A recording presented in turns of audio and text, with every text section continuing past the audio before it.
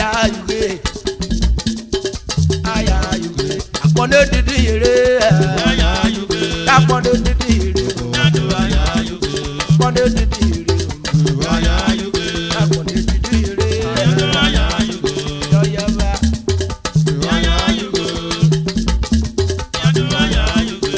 múrọ̀ bí àbígbé ọ̀rọ̀ pọ̀ náà dà mí ní bí wọ́n bí àbí ṣọ́ọ̀ṣì ẹ̀ wà náà rẹ̀ lúró.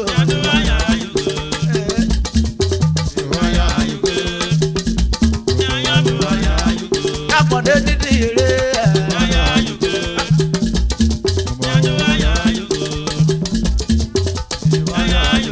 òkúra pọ̀rọ̀ rí akọ ó pín ṣọ́ọ̀ṣì ó máa fúwé rẹ̀ ó pín gbé ó máa fúwé rẹ̀ ó kò méjì wọ́n ni ẹ̀ wọ́n bú ríru ó máa wẹ̀ wọ́n bú ríru ó máa wẹ̀ wọ́n lè jàpọ̀ rẹ̀ mi ọ̀tá.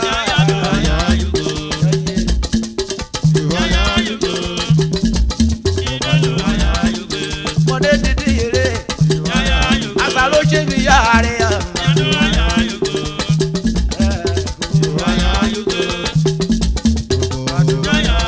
Adamo nyɔnu adawo yibu, ɔrɔ miɛ nyɔnu ye ku ye kɛto.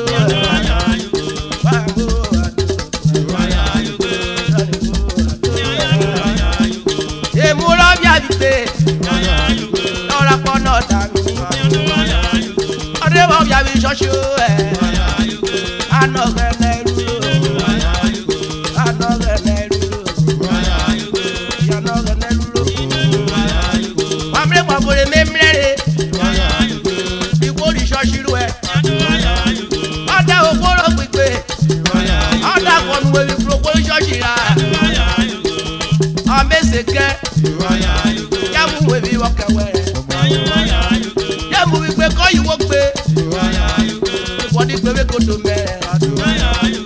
Uwe mo ye na tsɔre, ɔye sɔrɔ ye me wɔta. Okori sɔsi, ɔda kɔnu ebi kurokoro gbigbe la. Ami ohun ebi kɛ, uwe mo ye na ri yorin.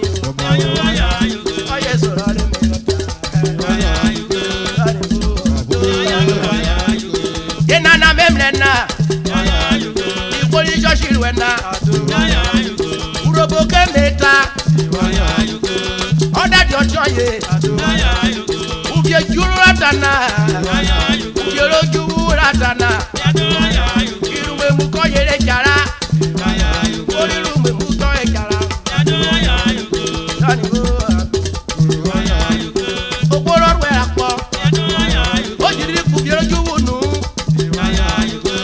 Okoro gbakpɔ, ɔyike kuvie loju wo. Ekpa kɔna bi mu wo sɔ.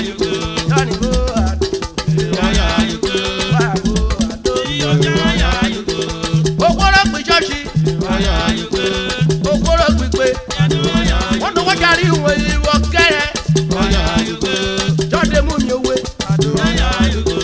jọ́de mú mi owó ẹ̀. Ìkóró wọ́n gbigbe náà, lọ́wọ́ ayé tẹ mú mi owó, lọ́wọ́ ayé tẹ mú mi owó ọ̀rẹ́ ayé. Adáwọ̀ àti ẹjọ́, láti ọ̀sìn ìwé ìmúràn ẹ̀. Wọ́n tó wọ́n kọ́kọ́,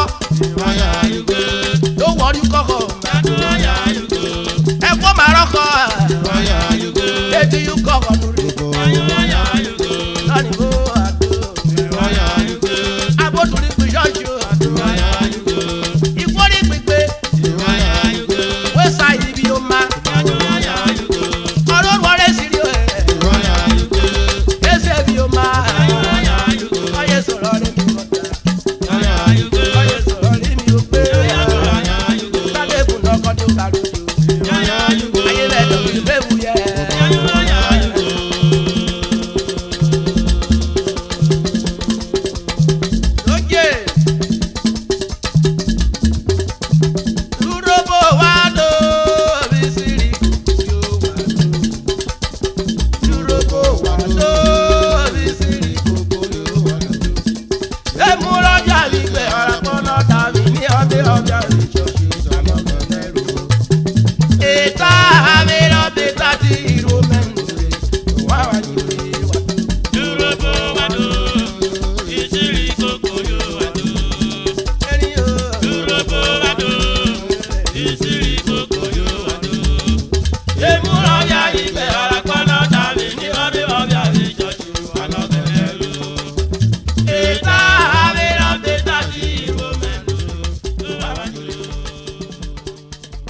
Subscribe to our YouTube channel for more old Yoruba song subjects.